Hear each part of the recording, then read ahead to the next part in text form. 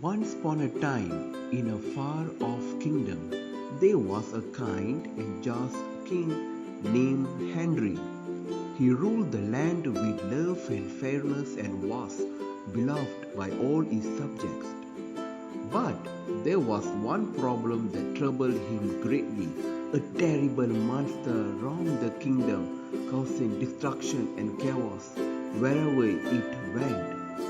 One day the king decided to take matters into his own hands and set out to defeat the monster once and for all.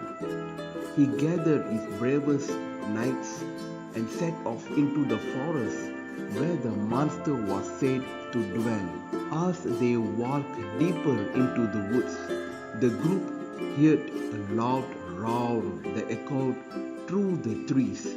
Suddenly the monster appeared in front of them, its eyes blazing with fury and its enormous claws ready to strike.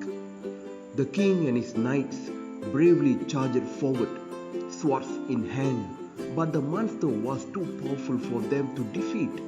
Just when all seemed lost, a tiny, curious bird named Piper flew in between the monster and the king. "Wait," she chirped.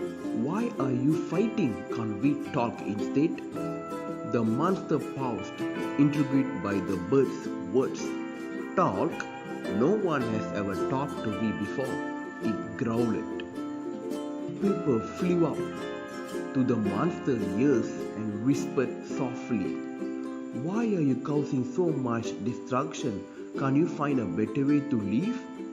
The monster looked down at the Piper, and for the first time it felt a glimmer of understanding. I didn't know there was another way," it said quietly. The king, seeing that something miraculous was happening, stepped forward and asked, "Would you like to live in our kingdom and be part of our community?" The monster nodded, and from that day on, it became a beloved member of the kingdom. The king and his knights were hailed as heroes, but they knew that it was the curious bird Piper who had taught them all a valuable lesson about the power of kindness and understanding. And so, the kingdom lived in a peace and a harmony, with the monster playing happily with the children and helping the farmers with their crops.